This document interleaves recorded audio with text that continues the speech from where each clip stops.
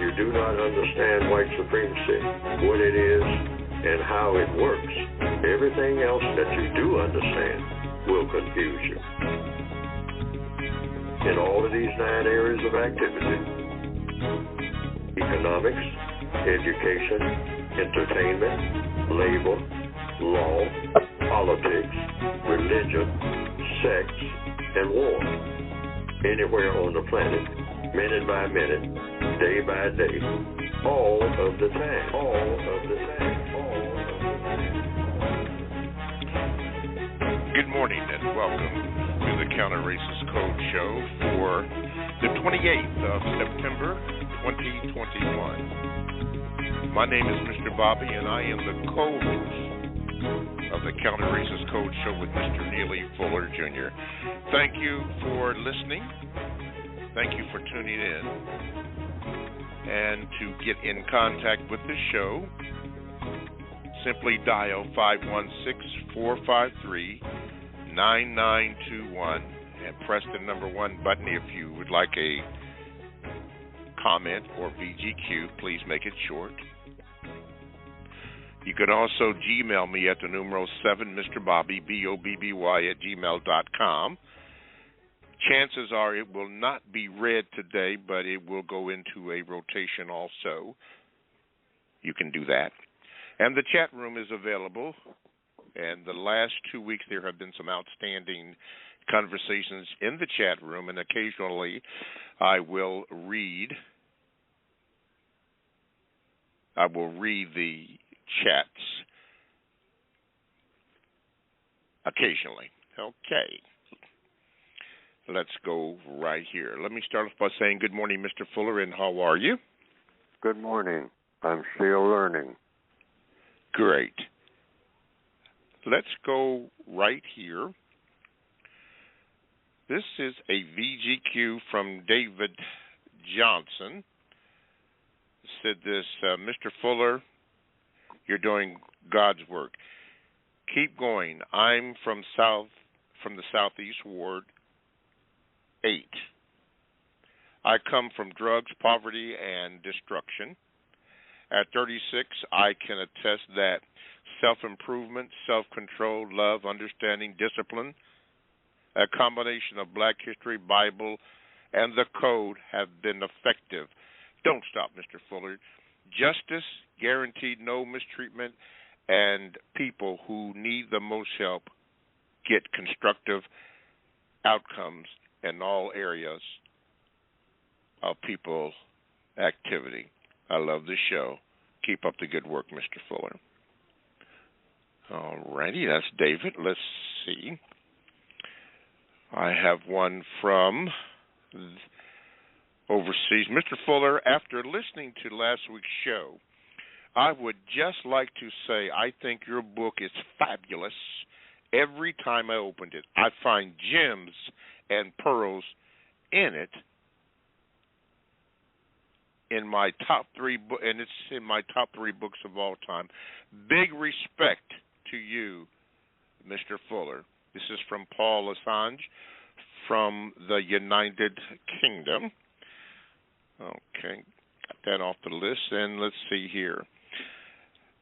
This person here, I cannot pronounce your name properly, and maybe if you phonetically send it to me, I can do that, but I'll just call you TZ. It says, good day, Mr. Fuller. Mr. Fuller said that no non-white person should criticize others' efforts to end the system because nobody has succeeded in replacing the system with justice. Is criticism, when constructive, not in a way to improve upon failed attempts, because it is not about feeling bad, is the fact that nobody as yet succeeded in replacing the system really a good reason not to criticize, especially since it is unlikely that one single individual can succeed at it. It is not best to welcome criticism and use it for, is it not best to welcome criticism and use it for constructive purposes, Mr. Fuller? No, we don't call call it criticism. I call it VGQ, that everybody can say what they want to say because the truth itself can be found according to the code, and according to what I say, the code is supposed to be based on logic, like mathematics. 1 and 1 is 2. If you just keep asking, regardless of what anybody says about 1 and 1, if you keep asking enough questions and getting enough answers, everybody will know what 1 and 1 is, that 1 and 1 equals 2. 2 pencils on a desk are not the same as 1 pencil on a desk. 2 cans of soup is not the same as 1 can of soup. Why? You find this out simply by saying, well, no, it's all the same, but you're talking about quantity here, so that's exact, that's logical. So if one person eats 1 can of soup and everybody pretends that there's 2 cans of soup that's available, it means the other person who is waiting on the other can of soup is not going to get a can of soup. Now, people can argue back and forth about it all they want to. They can shout and curse and stomp their feet and all that, but the soup just ain't there. It just ain't there. Just ain't there. That's the way you look at that. And that's why I say that, let everybody say what they got to say. I mean, a lot of people say racism doesn't exist. You don't argue with them. They'll find out because either it does or it doesn't. See, Neely Fuller and other black people who are out here talking about this, that, and other don't have to prove anything. Truth itself comes to the surface on its own. It's all you do is just keep nudging it by talking about what your opinions are, no matter how crazy they may sound to someone else. Because all we're doing is giving opinions as prisoners of war. Just a bunch of prisoners at break time, you might say, if we can call it that, milling around in the prison yard. For those who are familiar with looking at the movies or from experience know how prisons work, all black people are just a bunch of prisoners milling around in the prison yard under the system of white supremacy. That's worldwide. That's all we are. We're not anything else other than that. We all wear the same uniform, which is our skin color. We're called people of color by the white supremacists. Just a bunch of big, lumped all together. Doesn't make any difference how so-called intelligent we are. Your intelligence in a prisoner of war camp doesn't matter to the commandant of the camp. You're just a number. Your ability, where you came from and all like that, that doesn't matter. You're just a number. You got a uniform on. That's the only thing you got. And that's just an identifiable target for someone in the guard tower. That's all that is. And so we mill around and we give our opinions, which I say everybody should do, no matter how it may sound to anybody else. Somebody stands up from the back of the room and says something that nobody will agree with. And we have a habit of reacting by saying, sit down and shut up, and all like that. And you ain't got no business talking. You don't know nothing. What college did you go to? And you haven't had the experience that I've had and all like that. I mean, you talking about this and talking about that, and you haven't even had any experience in it. I've been in the war. I mean, I've been on the battlefront, or I've been in the joint. How many times you been in prison? And you talking about you know something about this and know something about that. You don't know nothing. Sit down, Negro, and let somebody, that got some, that been through some experience, do the talking. And we've seen it, and we do it. We participate in it. That needs to stop. Why? Because it doesn't mean anything. Just a bunch of black people shouting at each other in the prison yard. So let everybody say what they have to say. And then with that in mind, quietly. Sir? I said, thank you, Mr. Fuller. I said, with that in mind, let's do this here.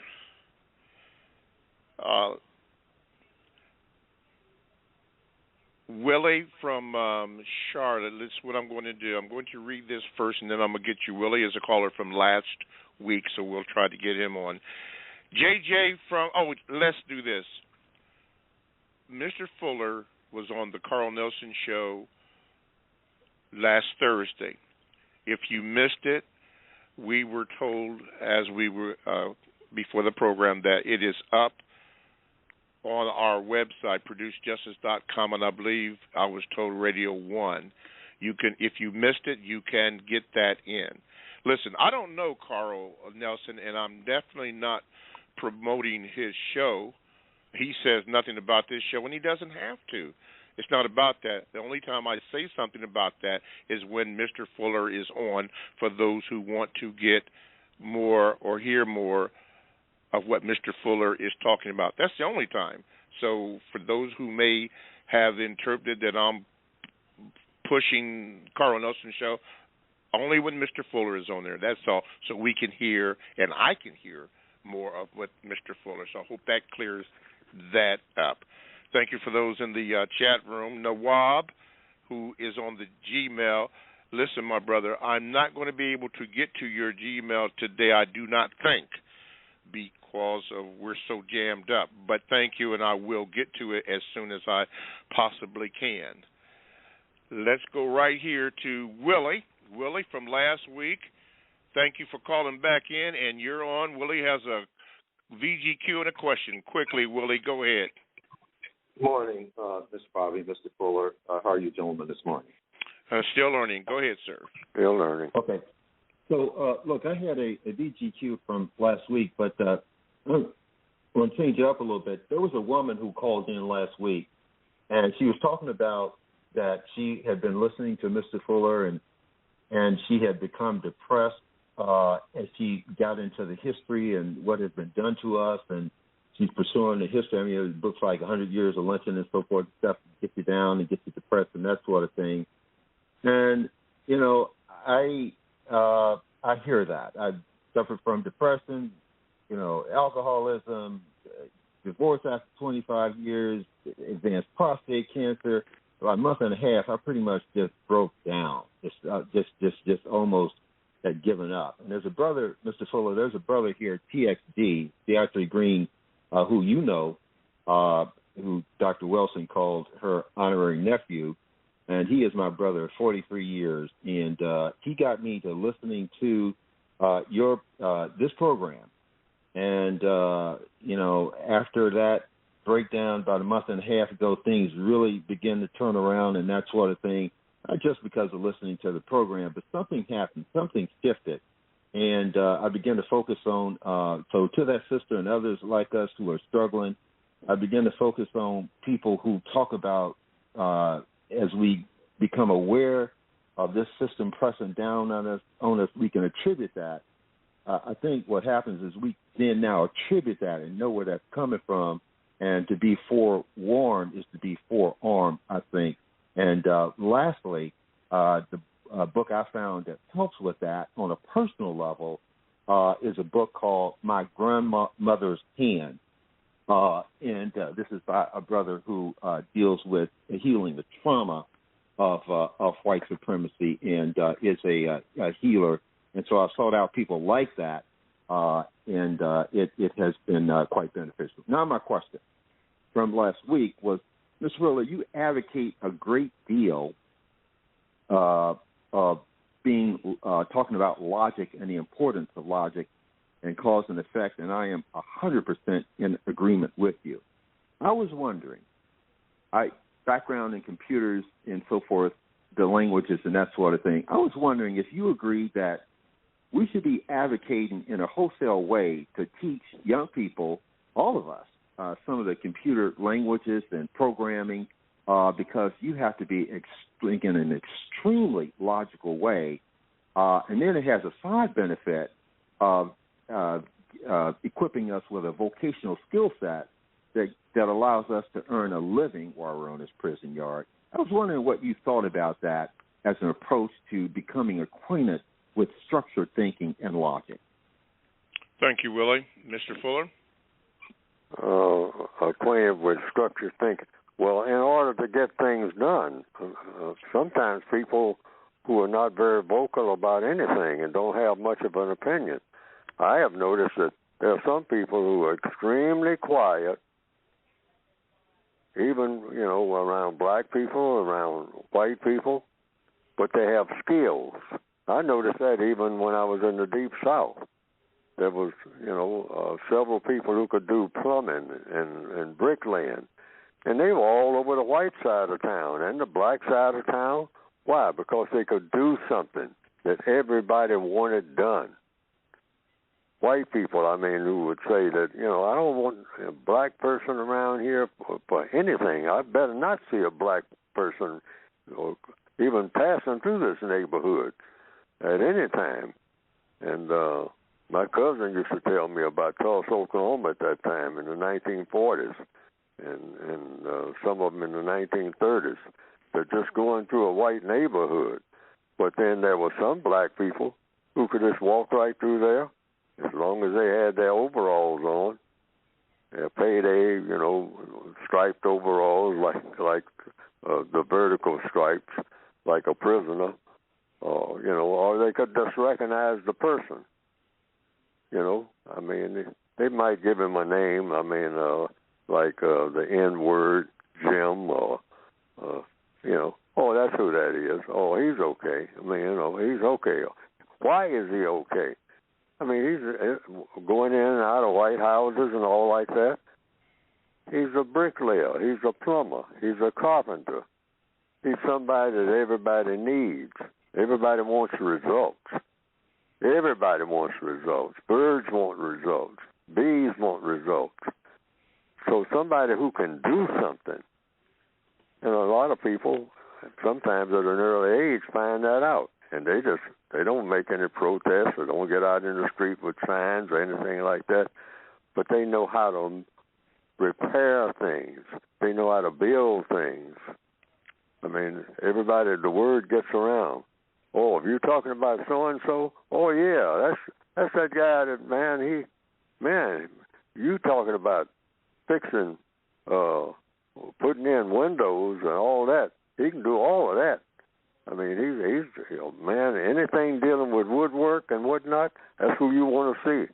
If you can get him, if you can catch up with him, if you can run him down when he's trying to get away from everybody, because he got more work than he'll ever handle. And if I understand what the caller's question is, oh yeah, you find out what people want done that's got to be done, and you learn something about how to do it. And a lot of people in the old days who couldn't read and write, but they knew how to build things.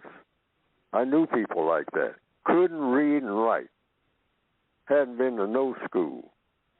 But they are all over the white side of town, the black side of town, whenever they weren't just too tired to do the work, because they were in demand. And some of them, because they could build things and all like that, built nice houses for themselves, because they knew how to do it. And they got plenty of money.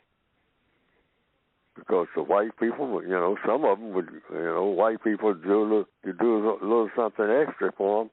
Some of them wound up, some white man who had a lot of money and would pay him to do something, would give him one of his cars. Some wealthy white man who had 2 or 3 vehicles, say, yeah, give Ben, give Ben, I'm going to give Ben one of my cars.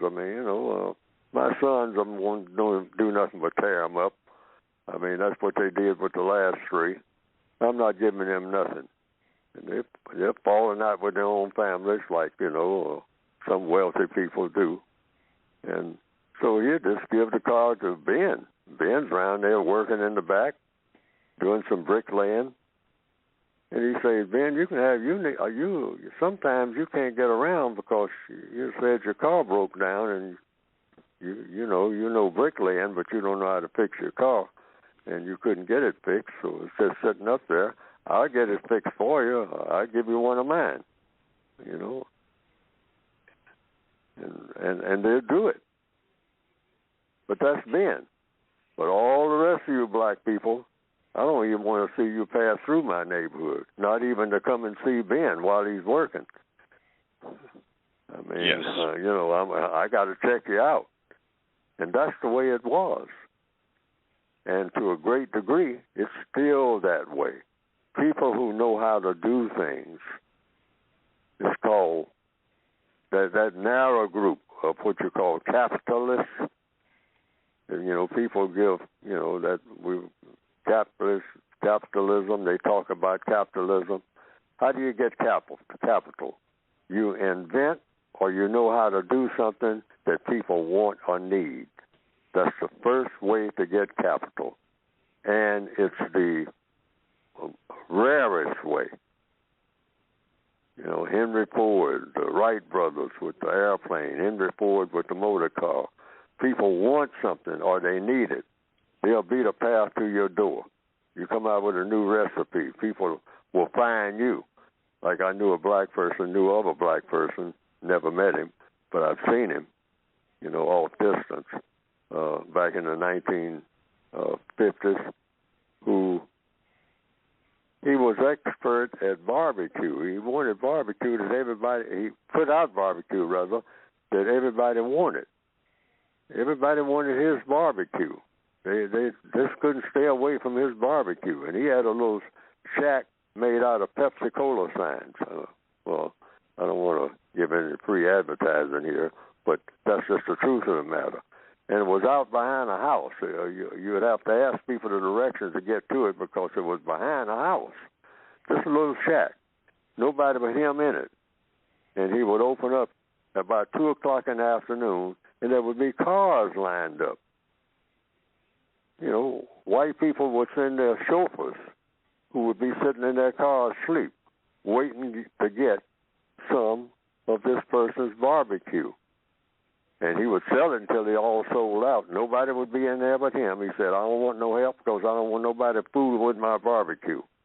It's just me. This is my barbecue. I don't want anybody here sampling nothing and whatnot. I mean, he's very adamant about that. But he had something people wanted or needed. And the rumor was, I never saw it, but they say, oh boy, y'all ought to see his house. It's way out in the country. Man, he was making a whole bale of money. And wasn't nobody in there but just him with that barbecue for years. He finally went out, he said, I'm retired. Back during a time when nobody retired, you worked until you dropped. Wasn't no such thing as retirement. But he was in business for himself. And that was the rumor, that he retired with plenty of money. White people's money, black people's money, everybody's money. Yes. So in answer, that's a long-winded answer to the question, but yes, if you can come up with a skill, everybody wants it or needs it, you can maneuver through a whole bunch of this prison system. Yes. In a way that you as an individual might do pretty well. Yes. Okay, moving along, listen, everybody.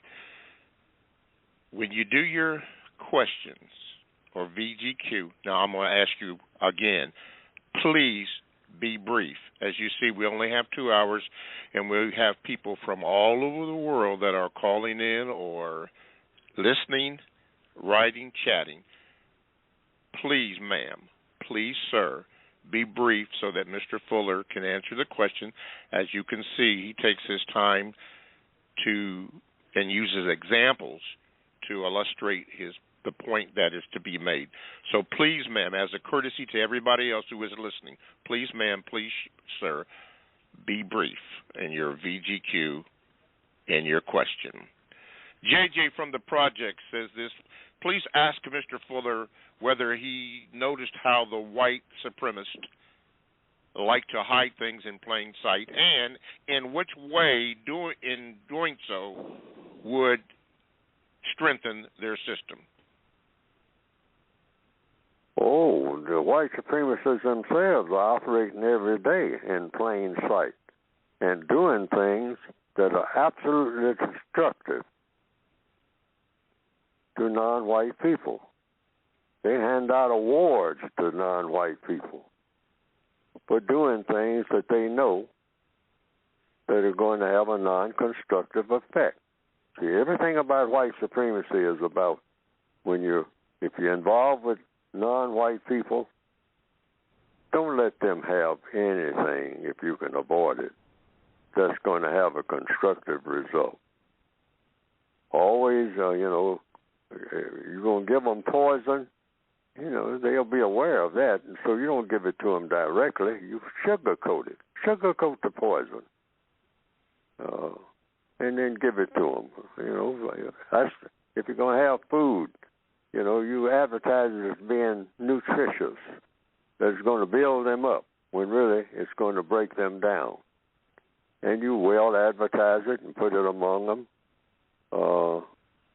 like sodas all over the non-white world, like in the southern hemisphere or the northern hemisphere in the west.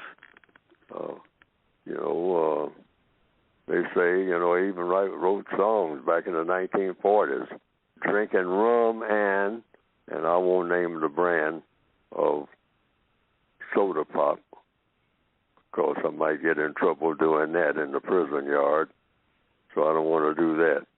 But you would see these signs all over among impoverished people. They say, don't drink, orange juice from the orange. I can put it in a bottle.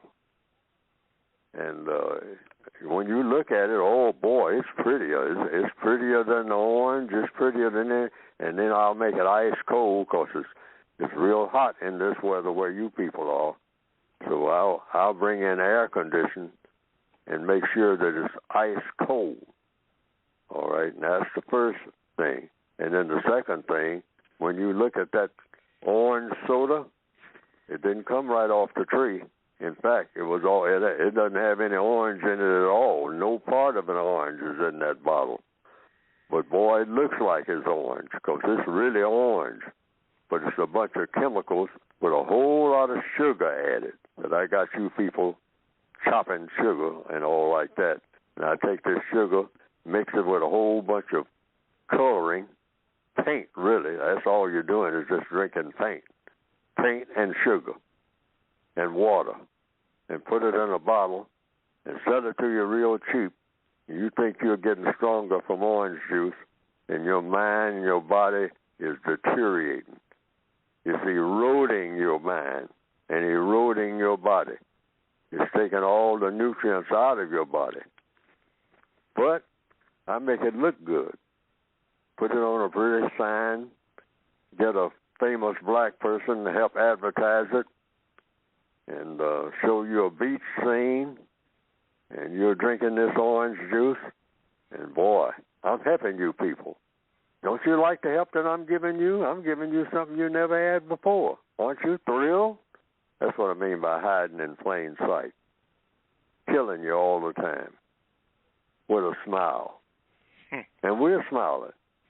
Why? Because we're thinking we're, making progress. Hiding in plain sight, yes. Let's do this right here. Station break time. You're listening to the Counter Racist Code Show with Mr. Neely Fuller Jr. I am the co-host, Mr. Bobby. If you would like to contact the show, do so by calling 516-453-9921. Press the number 1 button, and you will get in line for a question in the VGQ. And I'm going to ask, again, be brief on your question and VGQ to give Mr. Fuller ample time to answer your question. Please do that. Please, ma'am. Please, sir. You can also Gmail me at the numero 7, Mr. Bobby, BOBBY, @gmail.com. It will not be read today more than likely, but it will go into a rotation, and I will get to them as soon as I possibly can, depending upon how the show is flowing. I will try to address those. The chat room is open. Tremendous conversations in there. Rita 888 is in. Produced Justice is in. 21. MAGA, VGQ is there. Invisible Negro. JJ from England, Be Good One, and others are there. You can get into the chat room and get involved in the conversation. Let's go to the phone lines, and we will go to Taylor from Miami. Let me see if I can get you in there. Okay, Taylor, what is your question for Mr. Fuller, and good morning? Good morning, Mr. Bobby. Good morning, Mr. Fuller. Good morning. Good morning, ma'am. I'll go on with my question. Mr. Fuller, last Thursday on the Carl Nelson show, you stated that black people are alone. Do you mind elaborating on that? Yes.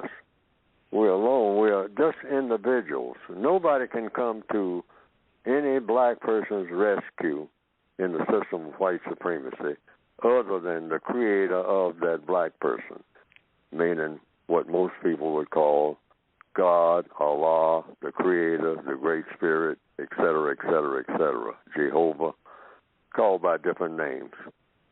But whenever anything happens, there are no black people who have the muscle because black people are all prisoners of war, all of us.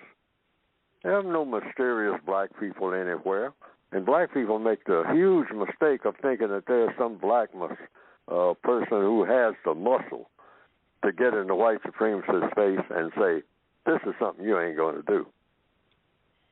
And if you do it, you're going to be hurting like you never hurt before.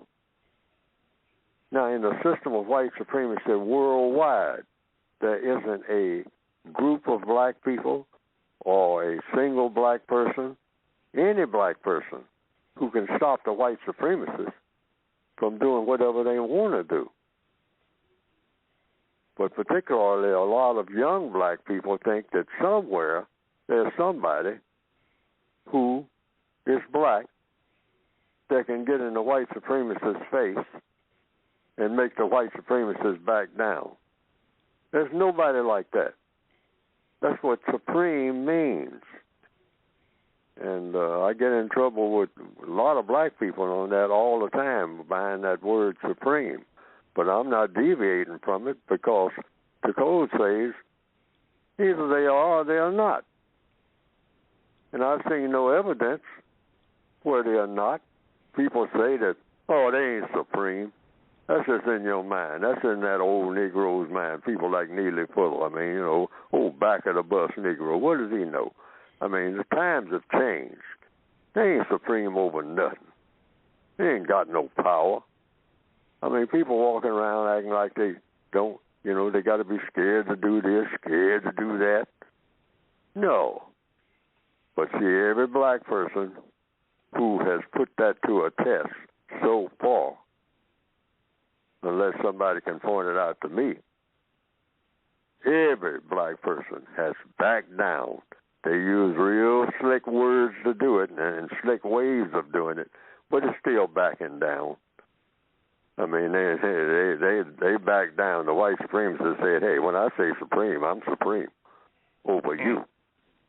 I might not be supreme over the tornadoes and the fires and the floods, but when it comes to I'm white and you're black, you bet not put the acid test to me because you ain't got that kind of muscle. And it don't make no difference who you think you are or who you think can back you. You're going to have to prove it. And if you ever put it to a test, you'll find out in about 5 minutes how much foolery I can put on you and everybody that you know. And every black person who has tried that has found that out to be true. To be true.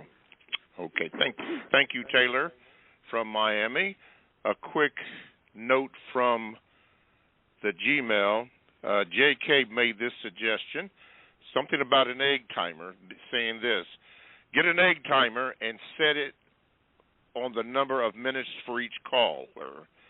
The program is great, and I think when the caller a time limit code, I think all callers and listeners will respect this time limit code. Sometimes when people call in, thank you, J.K., sometimes when people call in, they have a lot to say, but again, we're only allotted 2 hours, so you can't get all of it in. That's why I made the suggestion, be brief. Now, I don't know what the executives will say about an egg timer, but please, ma'am, please, sir, be brief in that so that we can continually get the show where it needs to be.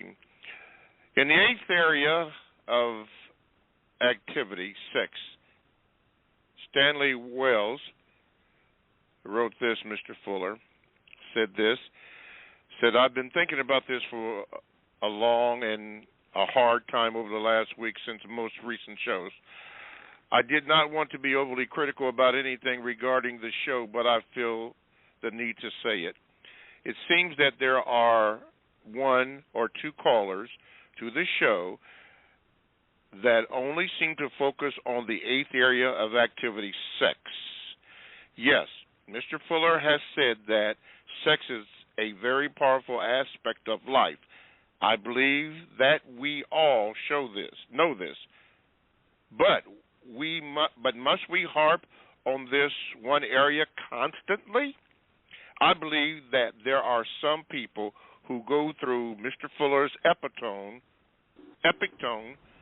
with a fine-tooth comb, as crafty as an accountant would be to the IRS code, looking for a loophole to engage in never-ending sex with multitude of white women, or to masturbate endlessly, while simultaneously not running afoul of the counter-racist code. I would like to say that there are 9 areas of activity, and it would seem to me that each area is equally as important as the next. And Mr. Fuller has previously stated and acknowledged that he has a tendency to ramble in explaining his answers. I believe that this takes advantage of his kindness, his patience, and his concern for the black community to move far beyond our present stunned position here in the Northwest Hemisphere. So this takes away from other topics, and beside, some of these questions have been dealt with and answered in some area, in some capacity in previous broadcasts. I would simply like to say that it is my belief that this battle against white supremacy is not fought in the bedroom with a bunch of naked white women, but on the battlefield of life. Let us all move far beyond focus on this one topic area, our activity. Please forgive me if I'm incorrect, Mr. Fuller. That's what Stan the Man wrote. Mr. Fuller, a lot of people do ask you questions about sex, and you said that all questions are solved through questions or answers. What say you to this VGQ, knowing that Mr. Stan the Man has a right to say what he said?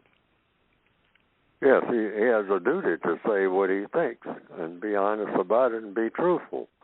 But then there are some people who will say just the opposite, and they can say what they have to say.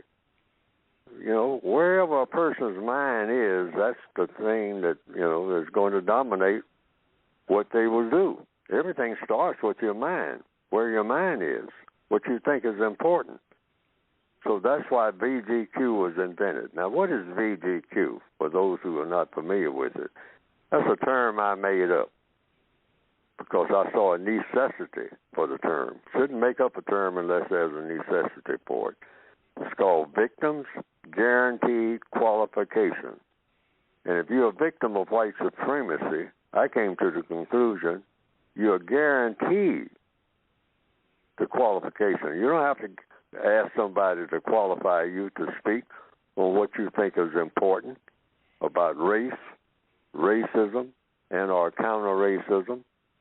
And nobody should criticize you for your opinion on race, racism, or counter-racism. This is described in the textbook itself, what VGQ is. And so I found out that that's the best approach. See, you don't have to. You're not looking for agreement or disagreement. You're just putting your ideas out there. Why? Because the race problem has never been solved by anybody yet. Nobody. Lots of people got opinions. Neely Fuller got a whole litany of opinions. I got, my textbooks. Oh, just opinions of Neely Fuller. But who's Neely Fuller? He's just a fellow prisoner of war like all black people on planet Earth here in the year 2021 in September are, according to Neely Fuller. All black people are prisoners of war, prisoners of the system of white supremacy. That's the only government on the planet that counts. That's the bottom line and the top line government.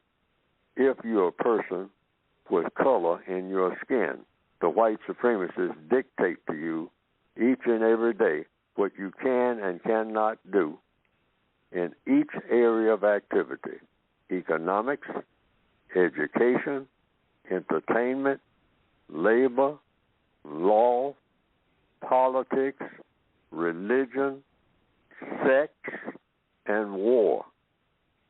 If you're a person with color in your skin, either directly or indirectly, and this includes black people, non-white people throughout the entire planet, some of whom have never even seen a white person, the white supremacists are supreme over them, indirectly.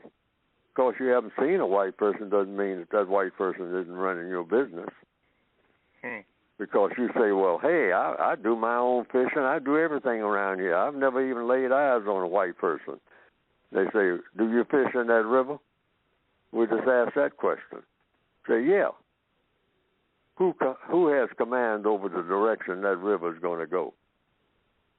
Well, I don't know. The Creator, according to our God, our God, according in the name of it, we have a God here in my tribe, and we've been here for thousands of years and whatnot. Say, yeah, but sometimes you complain about the river drying up, right? See, yes, it does dry up. So you know why that river dries up? Because 2,000 miles away, upstream, the white supremacists are building dams, and they know that by building those dams, your river is going to dry up. They got it planned that 12 years from now, when that dam is completed, that river will be dried up, and you will come looking for water. You and all your people are going to have to move, and so you'll come the natural way. You'll come from where you think the source of the water is coming from. So you'll say it's coming from the left of our village, and it seems like it's upstream. So we'll go and find the water, because that's where the water was coming from all the time. We had nice, fresh water here. So they go upstream. It takes them forever to get there. They have to go 2,000 miles. They're not finding the water. Finally, they find the water, but the water is dammed. And now they look and see some strange people they've never seen before. All right? They have pale faces and whatnot on top of the dam, looking down on them. So then they say, what's this all about? And say, this is my territory, buddy. And you are now an illegal immigrant. And so, but you can come and work for me now. I got some factories out here. I got some farms. You can do some wages. But now you're going to come under my jurisdiction because you own my land. Sorry about that, buddy. Yes, Fuller is correct in what he just stated.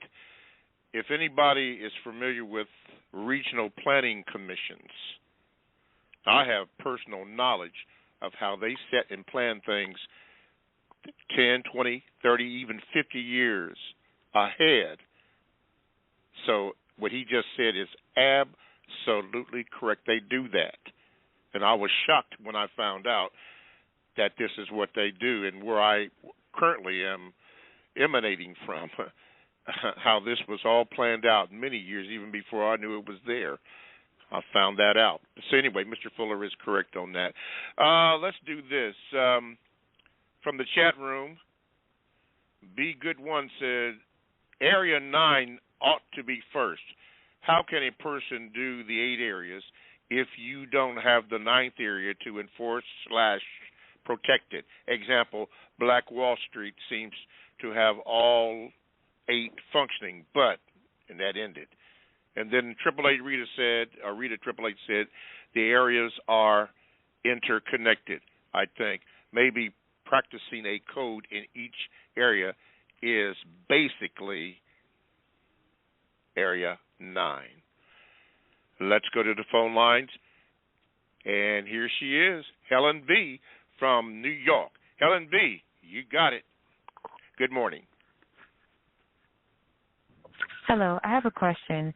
Hi, can he please explain page 118, the 4th paragraph? Thank you.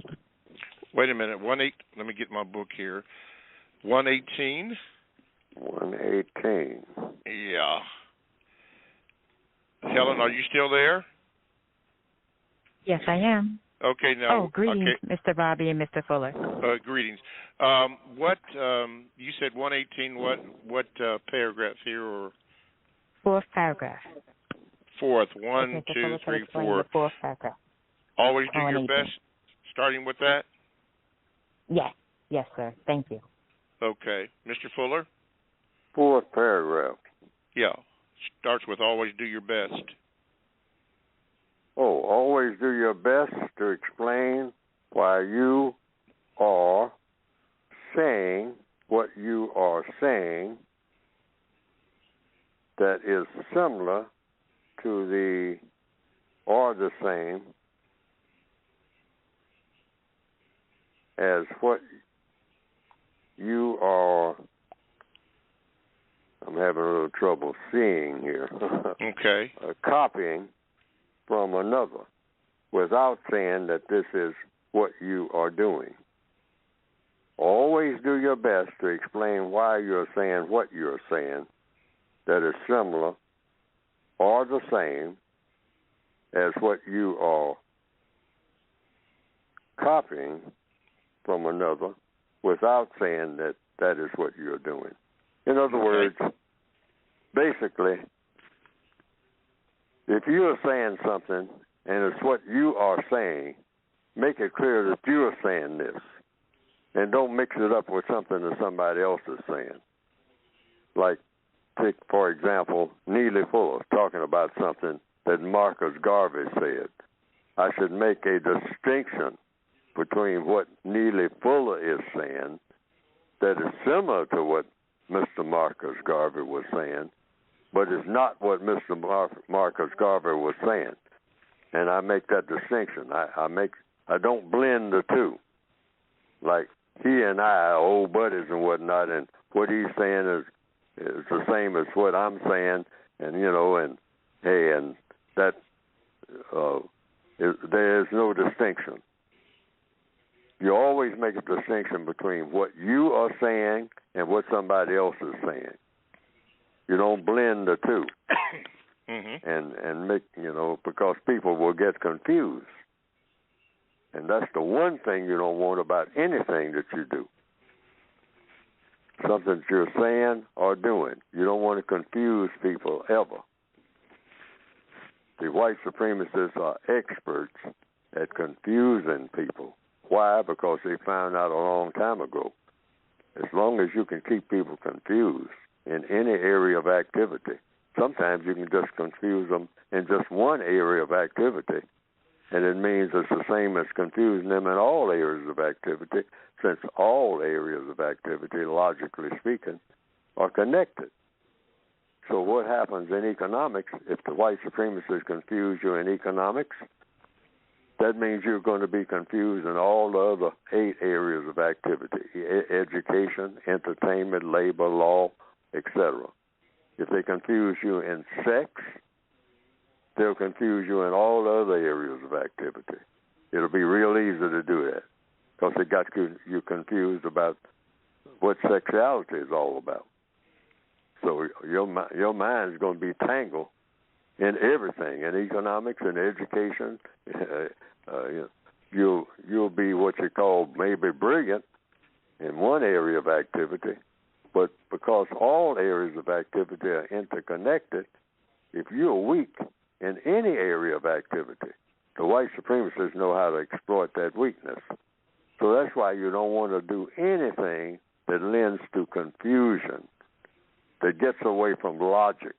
And the white supremacists lead all of their victims away from logic. That's the one thing they don't want black people, non-white people on the planet to ever be, logical people.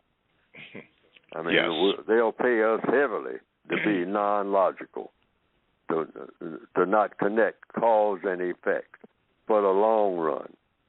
They know how to sugarcoat everything in such a way that we're just not logical. We're just walking around groggy with confusion all the time. And people who are in that state can always be controlled. Confused people will always be subject to people who are not confused. Mm-hmm. You can decide little experiments with that yourself. The most confused person in a room is always the weakest person in the room. The strongest person is the person that's not confused. Always. Yes. Thank you, Helen B. from New York, and don't be a stranger. The Cosman has this to say, Mr. Fuller. He said, I agree with your assessment that white supremacists have an agenda to turn black males into homosexuals to have sexual relations with white males. However, I disagree with you about stopping black males from having sexual relations with white females. This is the question that I have posed for you. As you know, Mr. Fuller, life presents dilemmas of two options which are both unsavory but compels one to make a choice. It's an either-or situation. You can't say neither. If the only two choices are for black males to become homosexuals to the white phallus and anus, or for black males to have heterosexual relations with white females, which is the better option? If you say it's the former, please explain why it would be less destructive result for black males to become homosexual than to have heterosexual relationships with white females. Thank you. DK from Serbia. If I understand the question, sex is not just a physical act. It's a political act. Because we're talking about people. Now, if a black male is attracted sexually to white females, it means she's dominating her mind. I heard a black school teacher once say, he was looking out the window, and he said, see that white woman walking with that black guy? And I said, yeah. He said, that's what I call walking a dog. And I thought that was not only amusing, I thought that was basically accurate. She's just walking a dog. Meaning what? She has the power. Why? Because she has that awesome system of white supremacy behind her. So she has captured that black male's mind. See, sex is not just a physical act, it's a mental act. So if you are worshiping at the altar of white women and you're a black male in the system of white supremacy, your mind is warped. According to what? Neely Fuller? No. Logic. See, I don't defend what I say, or I don't, I don't say that I'm really saying it. I'm just an amplifier for logic, I think. And when I'm not being logical, that means I don't have no business being listened to anyway. If I'm not logical, then I put myself out of business. Because all All Neely Fuller does. That's why I say, you're not disagreeing with me when I say something. You're disagreeing with logic, because that's all I'm following. That's why my whole book is called The United Independent Compensatory Code, meaning every black person shouldn't be following a person. You don't try to get people to agree with you. I'm not trying to get people to agree with me. I'm trying to get people to agree with logic, because that's all that I follow. And Neely Fuller makes all kinds of mistakes. I tell people that. So anytime he's not logical, you just tell him, Mr. Fuller, your opinion is not logical. And then proceed to tell me why. And you'll be opening me up to going to the step, because I am supposed to be absolutely logical at all times. Otherwise, I got no business opening my mouth or writing a book about anything, because the universe demands logic of anybody who's going to be successful at doing anything that's constructive, or, belatedly, too much of non-constructive, like the white supremacists are. They know how to do both. They know how to be constructive and non-constructive. Why? Because they're the most logical people on the planet. All righty. Mr. Fuller, it's 9:56. Thank you for answering that question. It's 9:56, and we got about 3 minutes for you to talk about your book before we have to close out the show. Go ahead, please, sir. Yes, you can get the textbook, and this will cover a whole lot of things that we're talking about now. Hopefully, I've done it. I'm a long ways from being anything what you would call the best writer in the world. You can get the book by going to producejustice.com. Producejustice.com. And what will come up on the screen is a brief description of the textbook for victims of white supremacy. If you don't consider yourself a victim of white supremacy, then the book is not for you. I said this on the Carl Nelson show last week, that because someone said that they don't like the use of that term, white supremacy. They're not supreme and whatnot. And I'm saying, if you believe that, go with it, and act like it, and act on it, if it's logical to you, because no one has solved the race problem. But I wrote my book with the intention of solving the race problem, and I say that there is such a thing as white supremacy.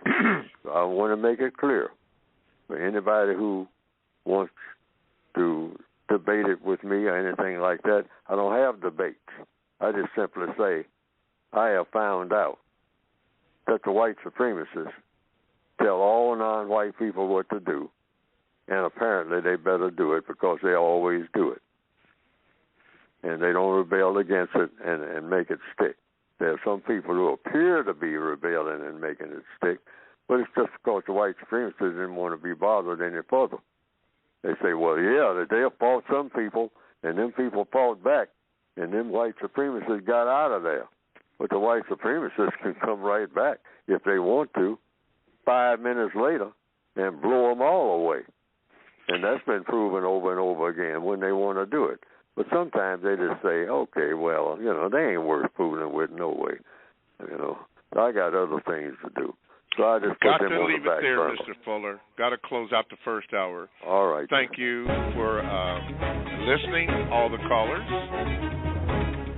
and for contributing to the first hour of the Counter-Racist Code Show with Mr. Neely Fuller. Don't forget, go to producejustice.com.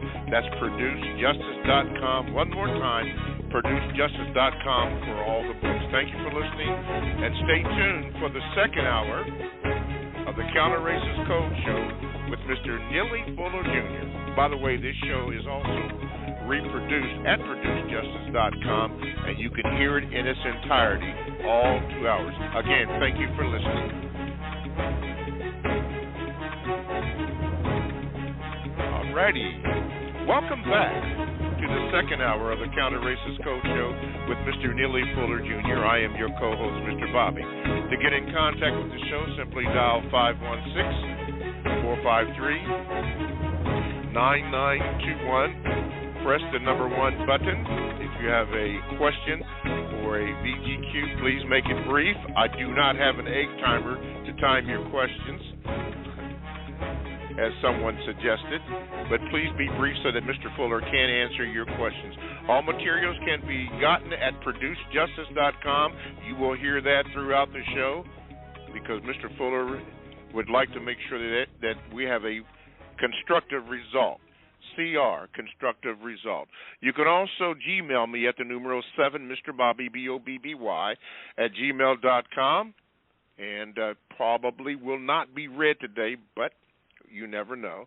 Also, the chat room is available, and tremendous conversations are going on in there, and you're welcome to view that. Walking the dog. Johnny Guitar Watson has a song called Bow Wow. Okay, this gentleman's been holding for a long time, and he wanted to be heard in the second hour, and we're going to go down to the Big D where the Cowboys won last night. Ray, we got you on, Ray. Good morning, and how are you, sir? Good morning, gentlemen. I'm still learning as well. Mr. Fuller, if you can remember, what was the name of the mountain you were at in Japan when you began thinking about racism, white supremacy, and are you in any way influenced by the code of the samurai? Okay, I'll answer the first question because I understand it better. What was the name of the mountain? I have no idea. Japan is full of mountains, like many places. But Japan is very, very mountainous. There's a lot of flat land, but there are a lot of mountains in Japan. And one thing I noticed the first time I went to Japan, and that was first during the Korean conflict. I was in the Army at that time. When I came back to Japan the second time, I was in the Air Force. So I've been in 2 branches of the military. But the second time in the Air Force, and also the first time in the Army, one of the first things I noticed, I was kind of jarred by it because I'd never seen it, is the landscape. Is that everything was there were so many mountains, and that the mountains had terraces, you might say.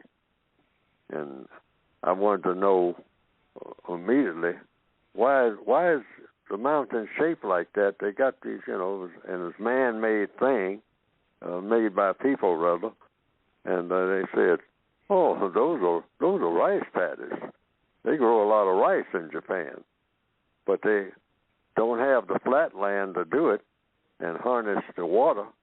So since they got all these mountains, and so they're going to use every inch of land that they possibly can find, because they got a lot of people here that got to be fed, and they got to have products. So they terrace the land in such a way. They have these terraces, like what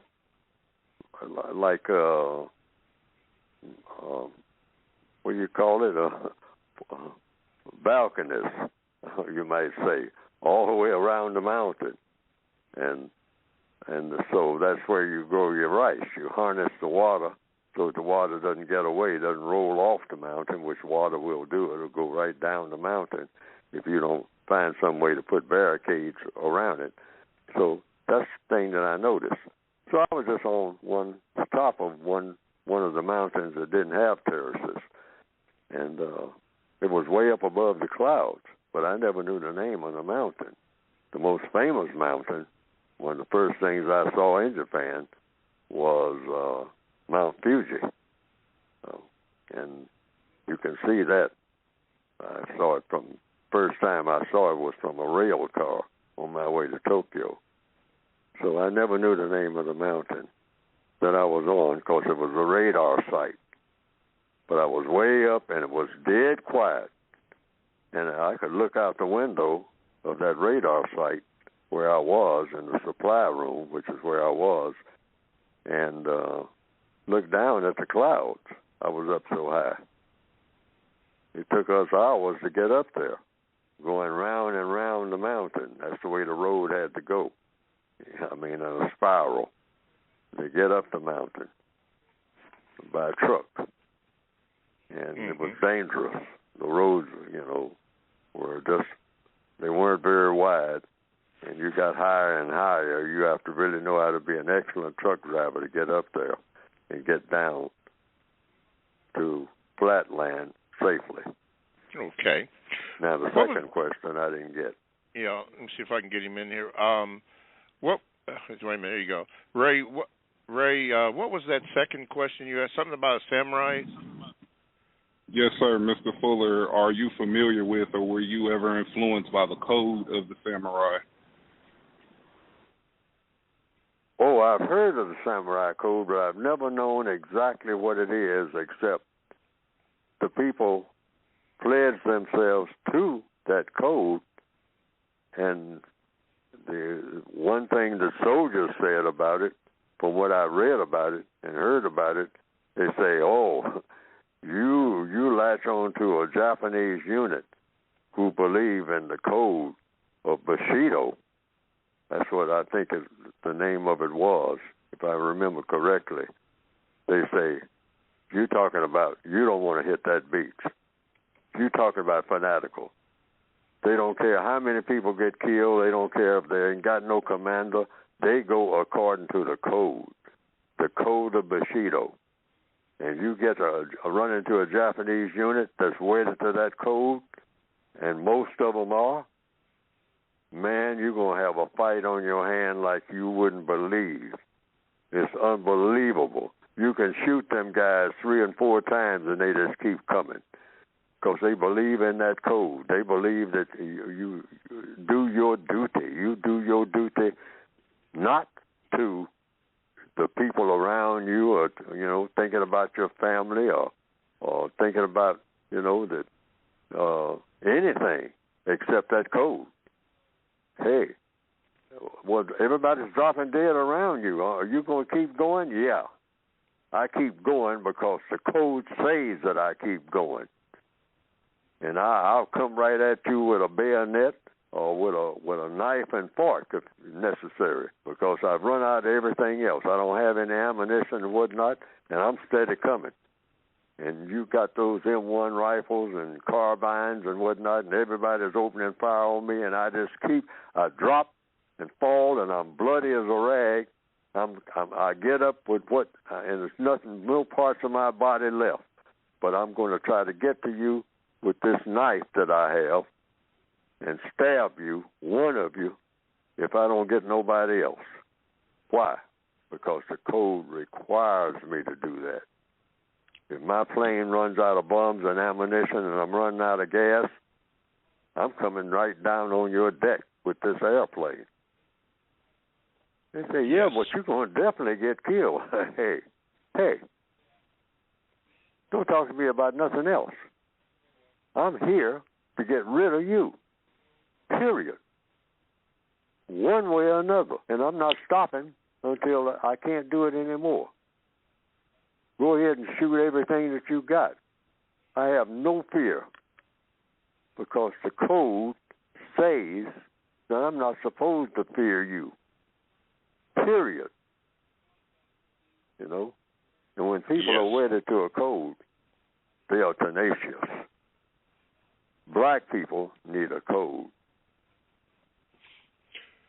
Let's go to Darnell in Pennsylvania. Darnell, you're on with Mr. Fuller. What is your question, please?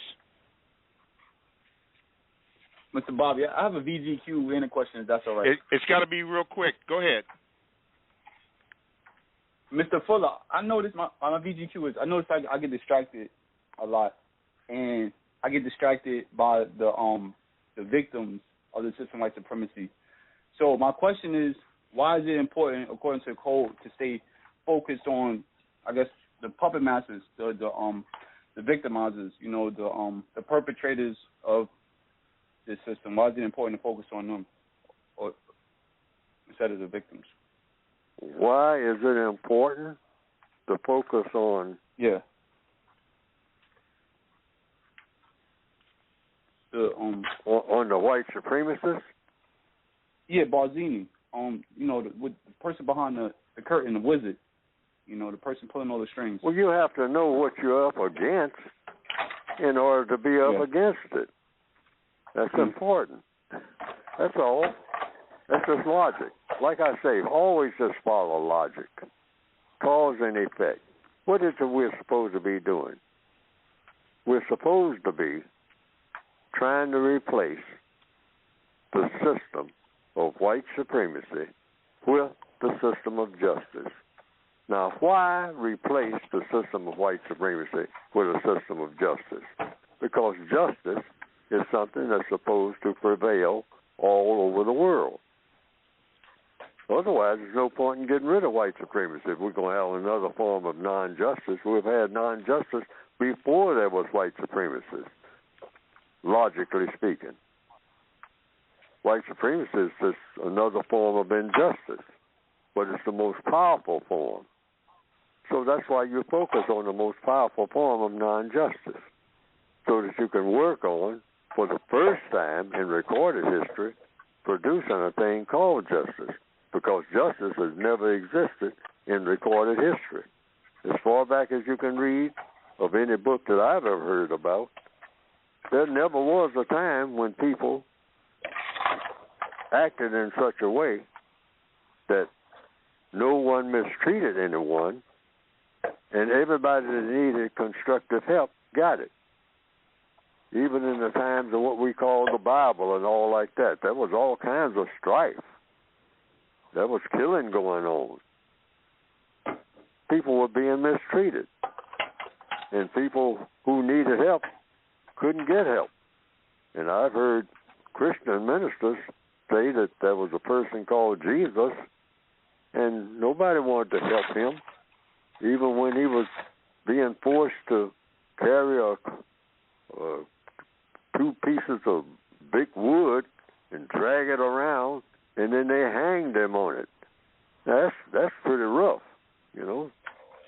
Somebody lay out a couple of big logs and then lay you on top of it, and then put your hands in one direction and nail it to the log, and then put the other hand in the other direction and nail it to the log, and then to your feet, and then prop it up so everybody can see it, and you hang there. You're hanging on some nails. I mean, that's pretty rough. That looks like a little mistreatment to me. That looks like going out of the way. That's over the top stuff. And I understand that this person was called Jesus, but they were doing a lot of people like that. That was a standard punishment at that time for doing a whole bunch of things. Just saying the wrong thing. You insulted the king or the emperor or whatever. Now, that's what I've heard. So it's nothing in recorded history where people treated people the way people ought to be treated. Somebody was being mistreated, and a lot of people didn't get help. A lot of people were homeless, had to find a place to stay, living in mangers. That's what I heard. I mean, somebody might not be telling the truth, but I don't have anything to do with that.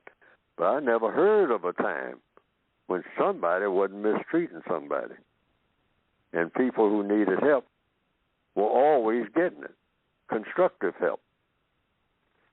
So I'm saying the only reason replacing the system of white supremacy is to get a thing called justice, because white supremacy is designed to do what? It's designed to mistreat people. Based on what? Based on color. Just the color of the skin. Mm-hmm. That's pure nonsense. Mm-hmm. You're going to mistreat somebody on account of their skin color? If you stop and think about it, that is absolutely stupid. I mean, it's, in the face of a creator, because the creator did it. The creator assigned skin colors. All right, so somebody just picks out one person and say, well, I don't like that color, so I'm going to put you in the category of mistreatment. That anybody who sees you can mistreat you on account of that color that you got. Well, don't argue with me about that. That should be this is what I'm saying now about the code. You're arguing with me about my color, and then going to start beating on me and mistreating me and say that I'm not entitled to this and I'm not entitled to that, and I didn't even make my color. Your argument is really not with me. It's with whatever made me. I mean, so you got to be put in, you talk about being put in my place, you need to be put in your place. Because you're out of line with logic, which is what the system of white supremacy is not logical as far as producing justice is concerned. Yes. Darnell, don't be a stranger. Thank you for your call. People in the chat room, don't fall for the troll. Don't fall for the troll. Marcus, you're on with Mr. Fuller. Good morning. Good morning, Mr. Bobby. Good morning, Mr. Fuller. I'm still learning. The question that I did have this morning in regards to the call earlier about, I think her name was Taylor, and the conversation was about being alone. So my question is, what does the code say about having friends, and how should we go about having friends? I do understand that I listened to a program about a year ago from you, Mr. Fuller, and you said that it is white people and black people under the system of white supremacy, it's impossible for them to become friends? Well, I'll put it this way.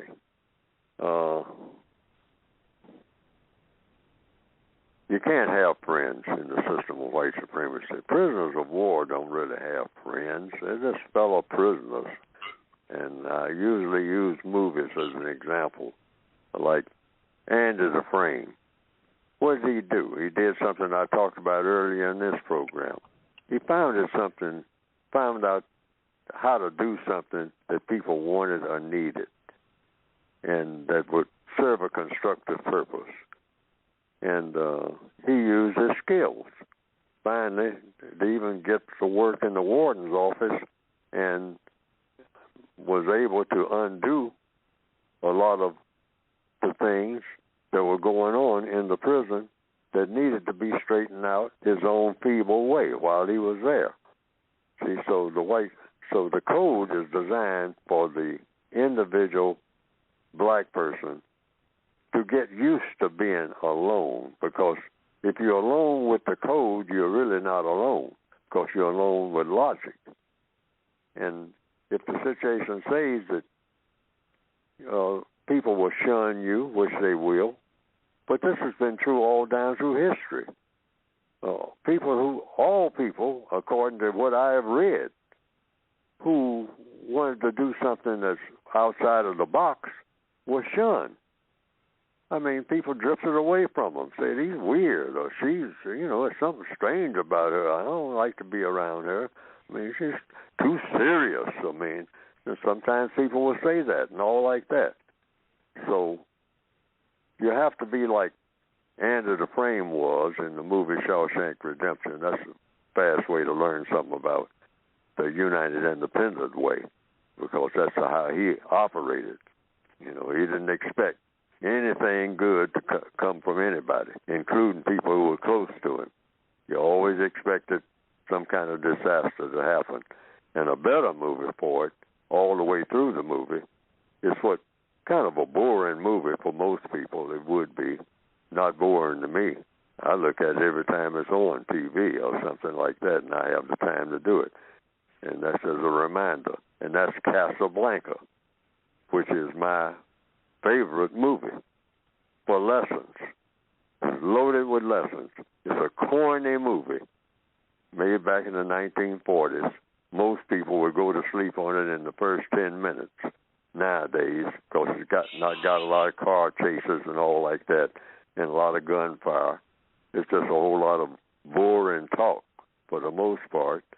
And you might say that by today's standards, it's made in somebody's backyard. Humphrey Bogart and Ingrid Bergman, a movie called Casablanca, but it's loaded with lessons. And the main lesson is you have a flawed character like we all are. That's another thing. Black people are seriously flawed people, because all people are seriously flawed. You don't have people on this planet here in 2021 who are not seriously flawed. Everybody's seriously flawed. So all this hero worship should go out the window.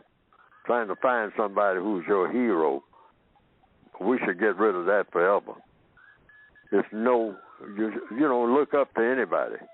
You don't look down on anybody. You look straight across. Because everybody that you're looking at has serious flaws.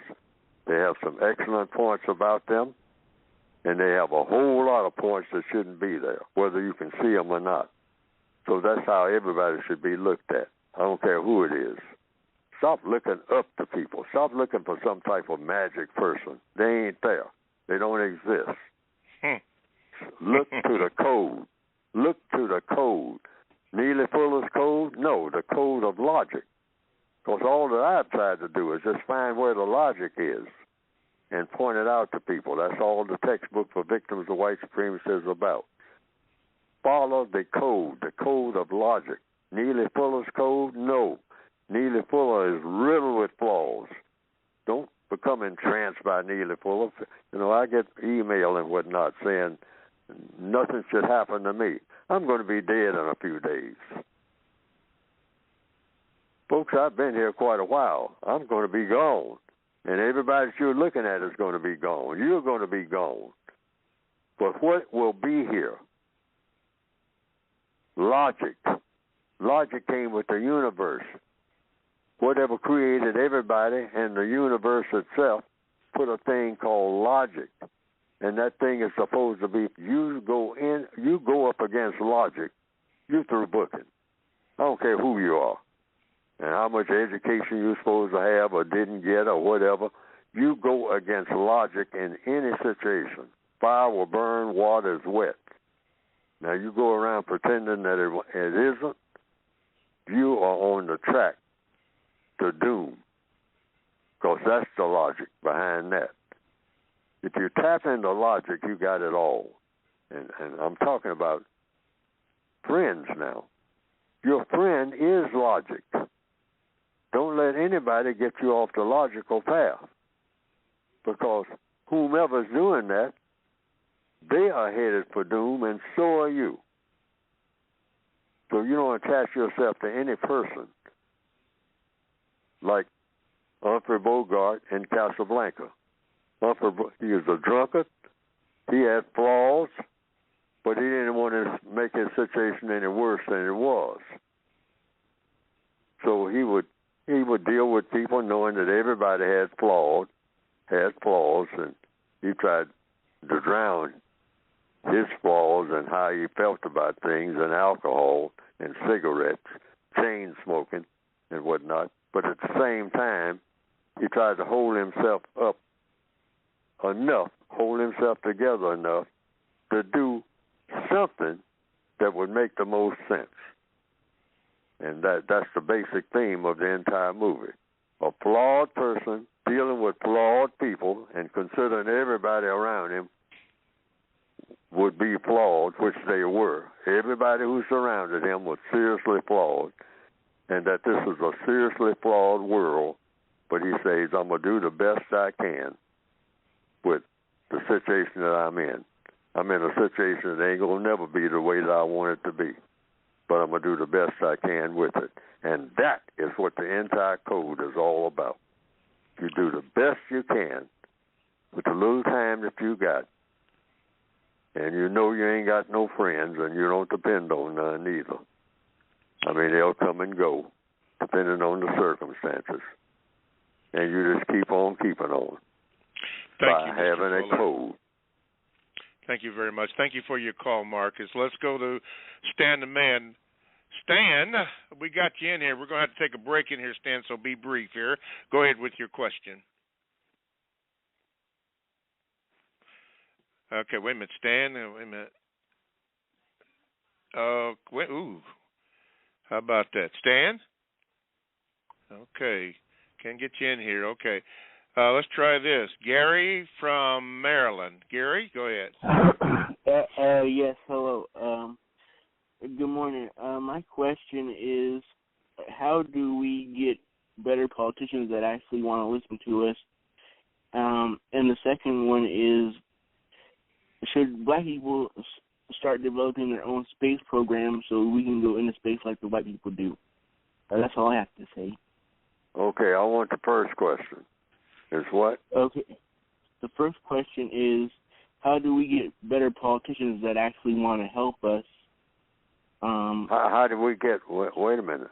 How do we get what? Better politicians. Better what? Politicians. Better politicians. Yeah, that want to help black people and not take advantage of them. Oh, well, somebody's running for office. I mean, you just vote on whom you think will do the most to help you. That's all. If you believe in voting, that's your choice.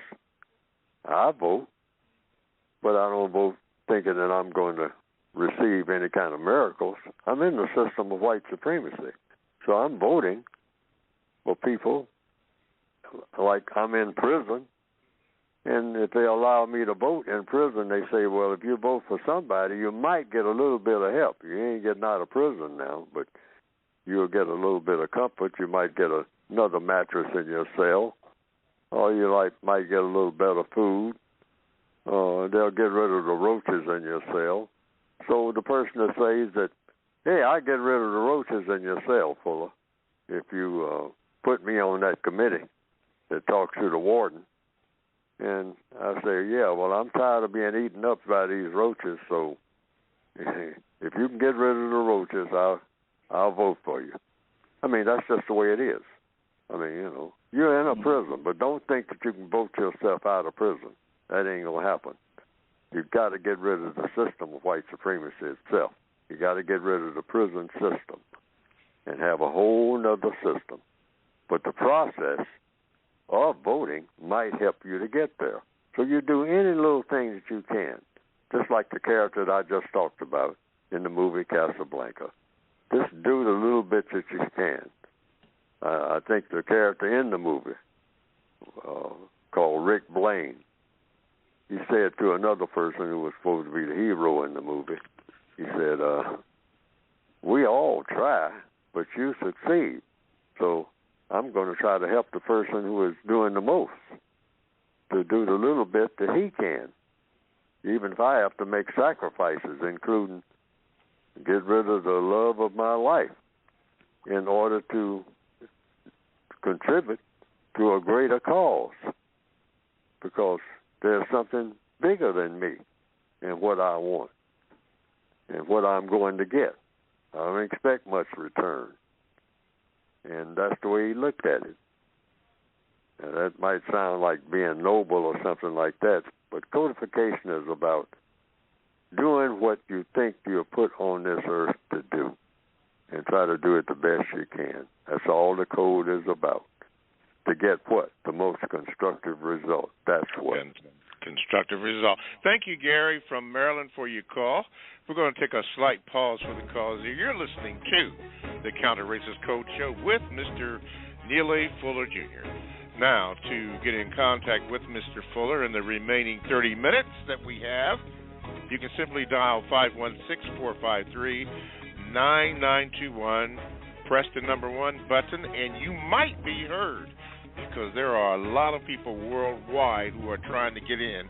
And, if we only have 30 minutes, 23 minutes or 30 minutes is not going to be possible for everybody to get in, especially if you have a question in a VGQ. Speaking about that, if you do, please be brief on that. You can also Gmail me at the numeral 7, Mr. Bobby, BOBBY, at gmail.com. That will not be read today either, but at some point in time it could be read. And the chat room is available if you want to get in there. Yeah, you can do that also. And Mr. Fuller will discuss his book coming up here in the next few moments, because we're always looking for, as he already said it, constructive results. Okay, let's go to Anthony in Nashville. Let me see if I can get you in here. Anthony K. Wait a minute, it's still. Oh, there you go. Hey. Anthony, you're on with Mr. Fuller. Go ahead with your question. Hey, good morning, gentlemen. All right. Hey, good morning, gentlemen. I have a VGQ and I have a question, and it's all written down. Got to be real quick. Go ahead. Yes, sir, I got you. So the VGQ I have is through reading the book so many times, I've came down to realize that I am a victim of white supremacy. Now, it does not mean that I'm not doing anything in life or being weak. It means due to what I've been taught by the white supremacists directly or indirectly to believe or do will either have a constructive effect or non-constructive effect now or in the future. And my question is, why is it that historically and in the present people choose greed over justice? People, just something in people that makes people greedy, and they have to fight that greed. Because what is the greed for? See, that's one thing. Everybody has to do that on their own. You say, well, I'm greedy. I always want more than just more. And there's another movie called Key Largo where that stars the same character that was in the movie Casablanca, Humphrey Bogart. And there's another character played by Edward G. Robinson called Johnny Rocco. And so it came down to what in the code book, one of the last things I put in the revised expanded edition about wants. See, greed comes from what people want, okay?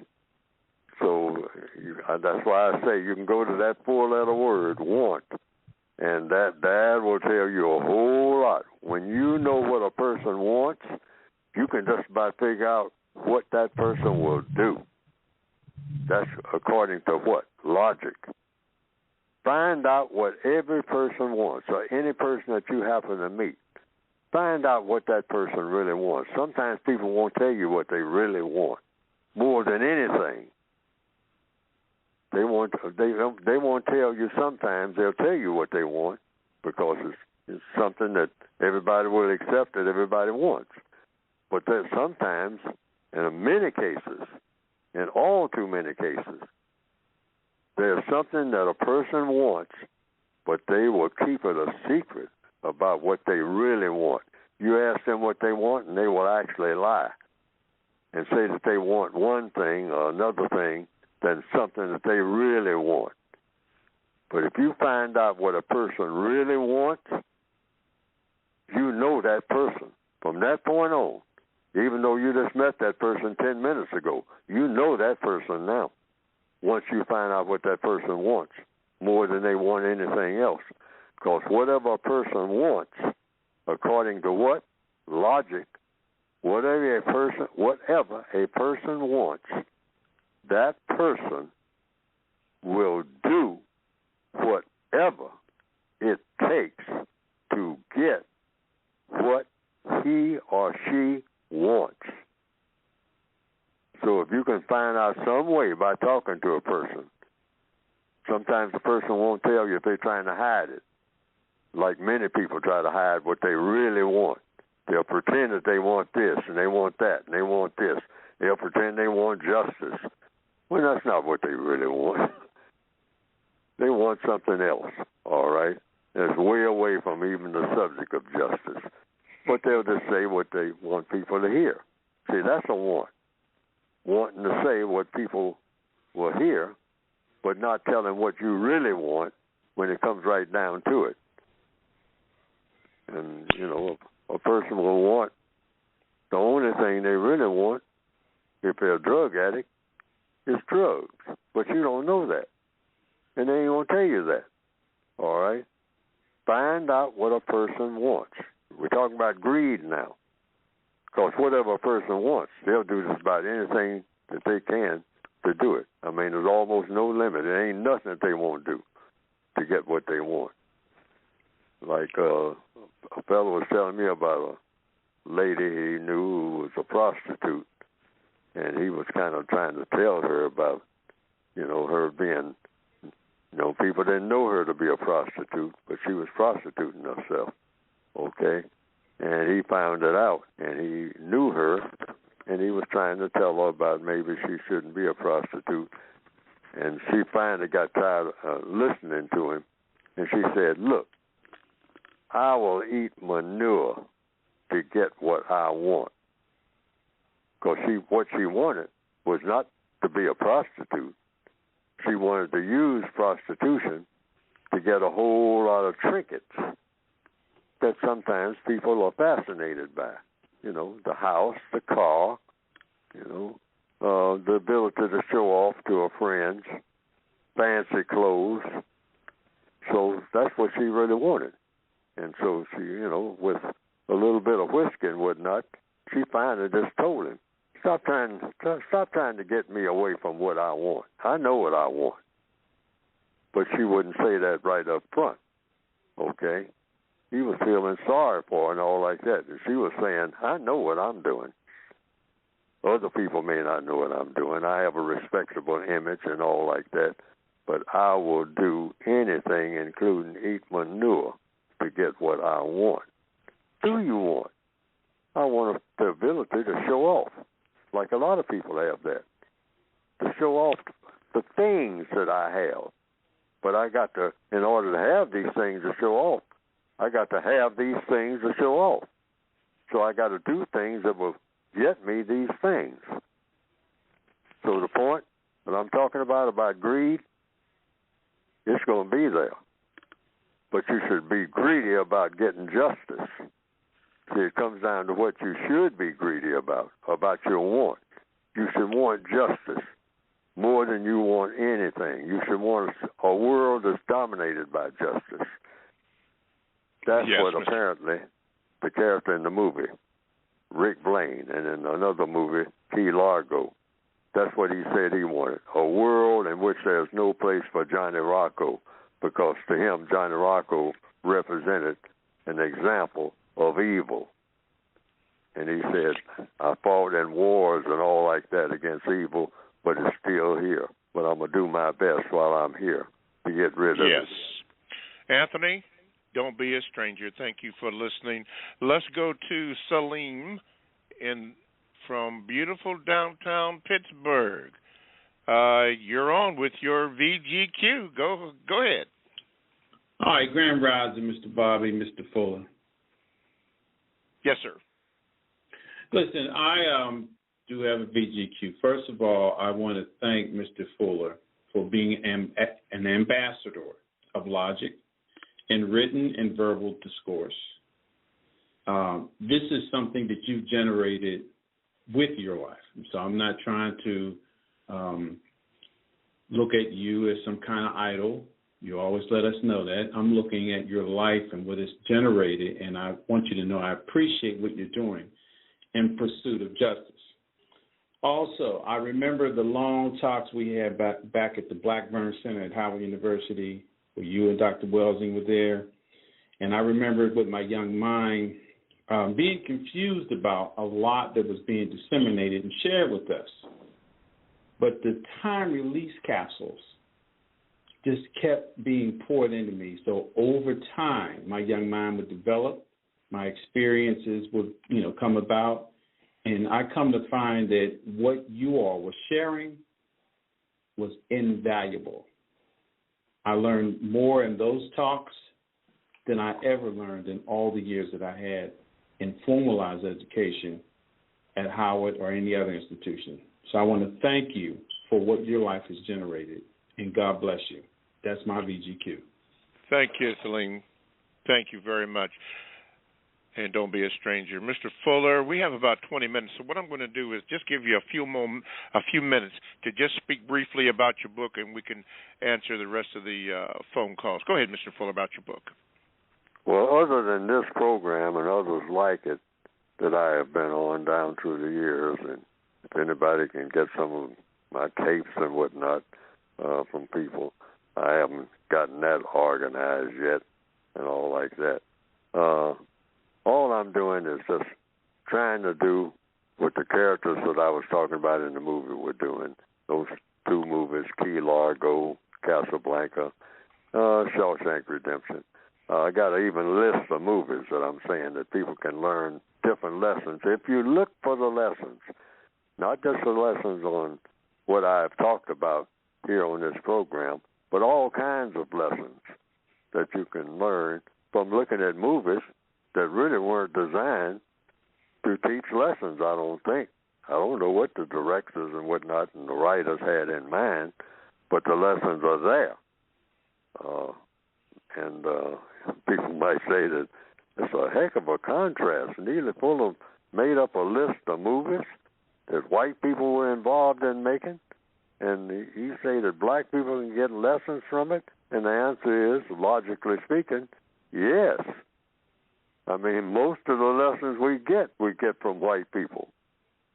But we have to know how to go about looking for them. If you're not looking for them, you're not going to see them. You got to be looking for the lessons. And I look for the lessons in every scene of every movie.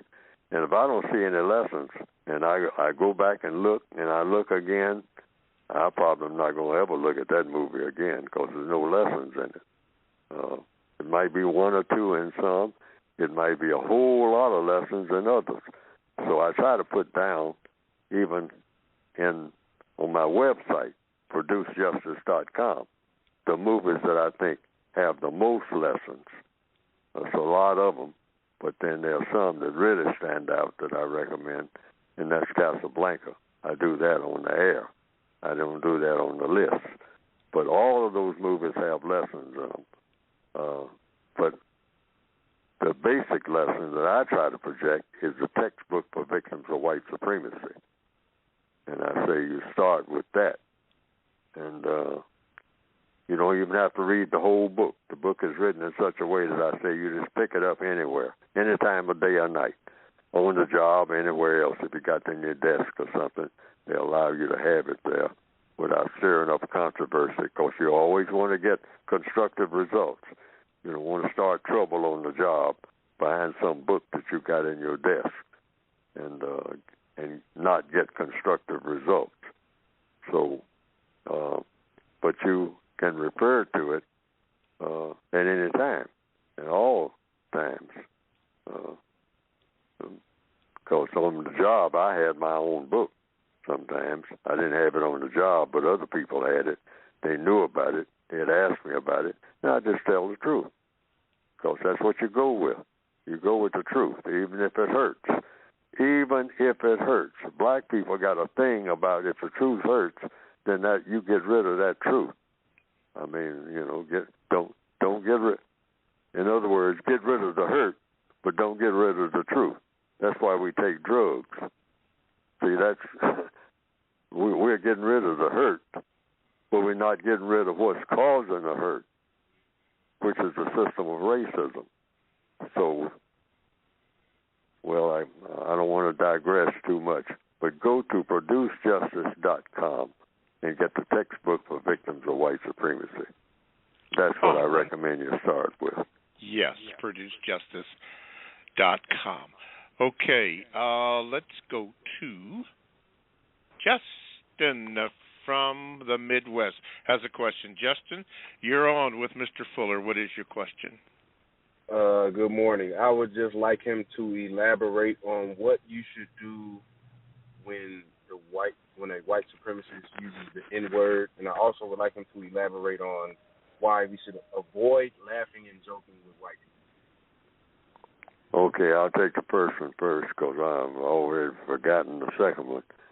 So what do you do when white people use the N-word, or when anybody uses the N-word? You just listen and take notes if you want to. If you're on a job or something like that, you just listen. And if people use the N-word, I'm always expecting it. People slip up. They did when I was in the military and whatnot. And people were surprised at my reaction, because my reaction was, I actually disliked, they didn't say it. I just kept the conversation going. And they're using the N-word.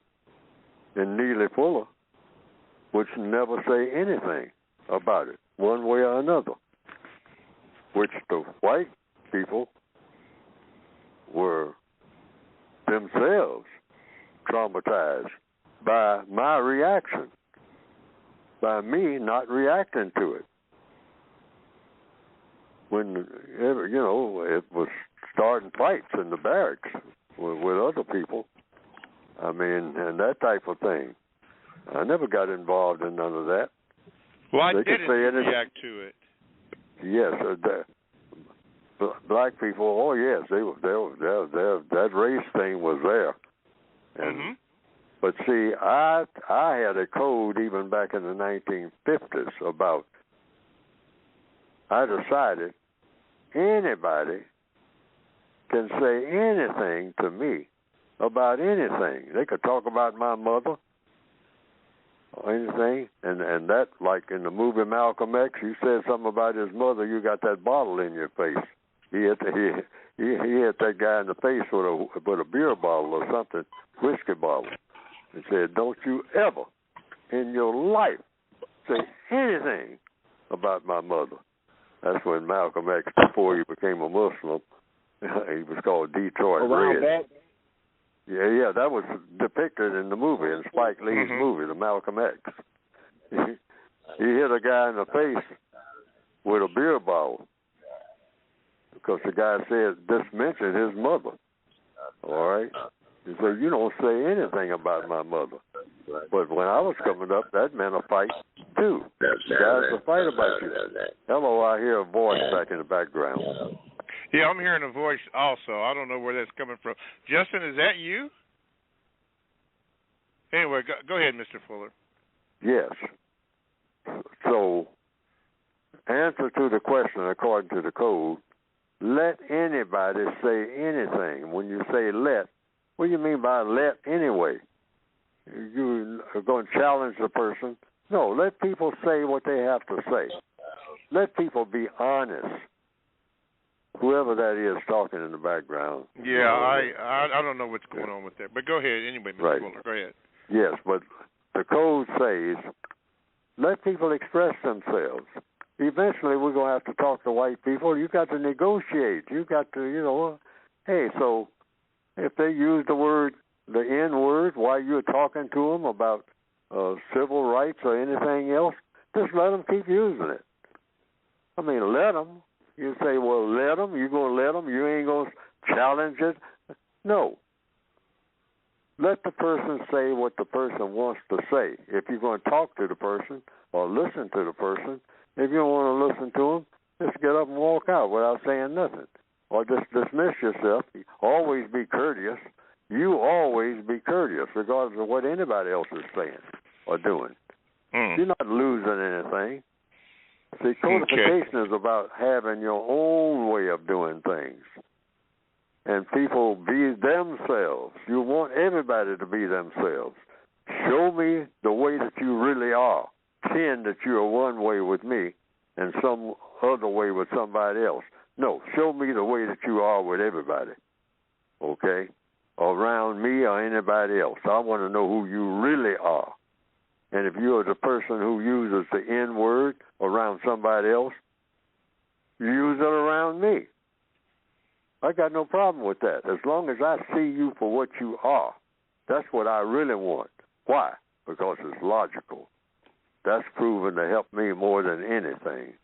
For you, if you're white or non-white, male, female, whatever, show me what you really are and what you really want. Why do I want to know what you want? Because if I know what you want, I know what you'll do. Because you'll do what you want to do. And I can handle it better. Yes, and that last statement you made, you have just proven the point for the people that are doing what they are doing. That's code, by the way. But they know exactly what you are talking about because people have identified who they are by what they are saying. And you can plainly see it right here because I'm looking at it. Anyway, thank you, Justin, for your call. For your question. And don't be a stranger. Okay, Moon Pie, thank you for all the stuff you're doing. In fact, all the technical people that work with us, Sharon and Robert and others who I'm not familiar with, thank you for making us sound the way we sound and do what you do. So I just want to acknowledge that. Stan the Man, you're on with Mr. Fuller. Sir. What is your question? Yes, sir. Can you hear me, gentlemen? What is your question, Stan the Man? Okay, great. Mr. Fuller, you were talking earlier, and I was mulling over asking this question, but you said yourself, you said you're going to be dead in a few days. I don't take that literally, but I understand what you were saying. But in your book, you were saying that death should be handled in the most economical manner, and I agree with that. The question I have is, it got me thinking that typically military veterans have, and excuse me for using the word American, but they have the American flag draped over their casket. My question to you is, how do you feel about that?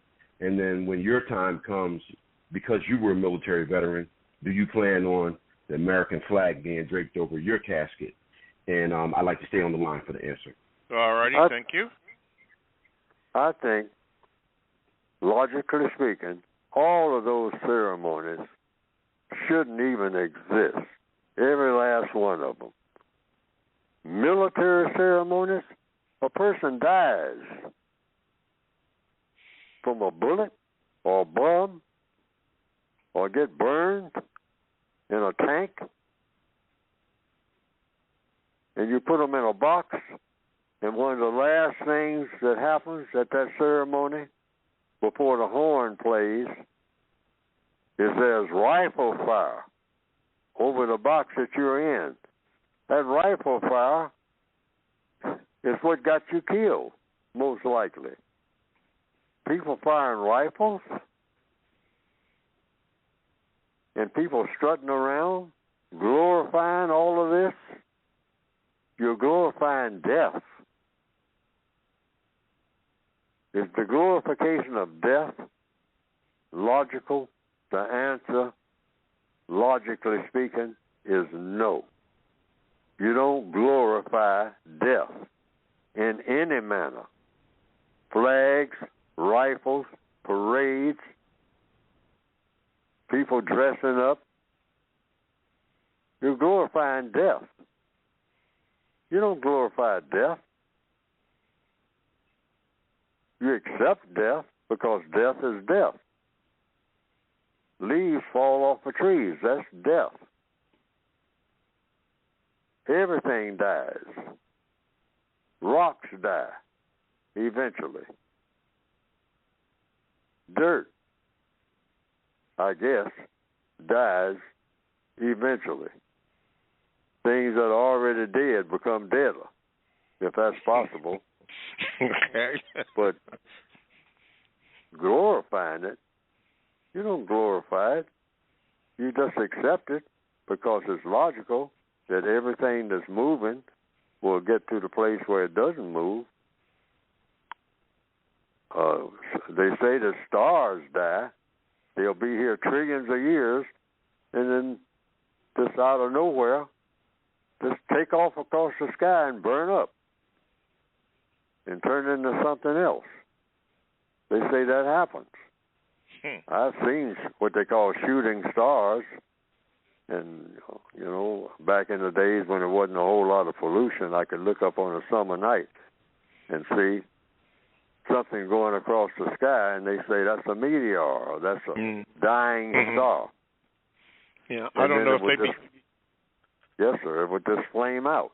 Yes, I don't know if that becomes a black hole or what the definition of that is, but anyway, before we go to the last call, which is going to be Marcus from New York, we have new people that are tuning into the show every week, and you mentioned something about the flag. For all the new people that have not heard this before, Mr. Fuller has a universal pledge to the flag, and after you say that, Mr. Fuller, we will go to Marcus. Mr. Fuller, what is the universal pledge to the flag? Yeah, so that people don't get into controversies about flags. Now, in about 1984, it took me about a year to come up with this one, and I call it the Universal Flag Pledge, that rather than argue with people or get in trouble or get fired and all like that and a whole lot of controversy, take a pledge to the flag. They say, you got to pledge to the flag. We want everybody to stand and pledge to the flag. Well, you can do that. The compensatory, you know, in order to keep your job and not get non-constructive results, you'll just get up and say this. This is one that I made up, that I say will stand the test of time. If it doesn't, you know, you can charge me with, you know, Say, Fuller, you came up with one with a dud. But here it is. I do at all times relate to the flag, whatever flag you're talking about at the time you're taking the pledge to. I do at all times relate to the flag the exact same way that the flag relates to me. And then you sit down. And regardless of what everybody else is saying, I pledge my allegiance to the flag of the United States of America, if you're using that one, or if you're in Bolivia, whatever flag pledge they're taking, and if you're in Paraguay, if you're in Nazi Germany, that's resurrected. And they got a swastika up there with a flag, the flag and what they call the swastika, Nazi Germany. I can take a pledge to that flag. It'll be the same pledge. That's why I call it a universal pledge. And I will stand up, and I'll face that flag, and I'll say, I do at all times relate to the flag the exact same way that flag relates to me. And I'll sit down. That's why I say it's a universal flag. It'll fit any occasion. Thank you, Mr. Fuller. And nobody should have any argument against it. That's right. The key word was relate, not pledge. Yes. All right. Last caller today, Marcus. You're on with Mr. Fuller quickly because we only got a few more minutes. Go ahead. Quickly, why should black people stop laughing and joking around with white people? Well, because there's nothing funny. You're a prisoner of war, and there's nothing funny. So you can listen to jokes, even if they're telling what they call Negro jokes, and a whole lot of white people got a whole lot of them. You can listen because you're learning. So you learn. You want people to be the way that they are when nobody else is around. You want people to be what they are. If they're that way, you want them to reveal. You don't want them to be the way they are, but you want them to reveal how they are because that's what? That's truth. You're learning about the truth. Don't run from the truth. So if a white person wants to tell what you call old Negro joke, say, now, I hope this don't offend nobody, but I can't pass this one up. Now, I just got to tell it. Now, here's this old boy. He's a colored boy. And he's sitting on the fence, and this rabbit comes down the road, and so he tells his typical, what you call old-fashioned Negro joke, okay? So I'm saying you go ahead and listen to it. Don't start arguing and cursing and whatnot and all like that. You just listen to the joke. If you are sitting there and you want to listen to it, if you don't, just get up and walk away. But I would just sit there and listen to it because, particularly if I'm engaged with the person in a work situation and have to work with the person all like that, let him go ahead and say what he got to say, But when he says it, it's not funny, okay? Okay. And if he wants to tell another one, I'll listen to him. See, because I'm learning. I always say at the beginning of every program, I'm learning. Okay, I am so sorry, but that is the end of the show. The clock is winding down. Thank you for listening, everybody. Thank you for your calls. Thank you for your VGQ. I'm up on the clock, so I got to go.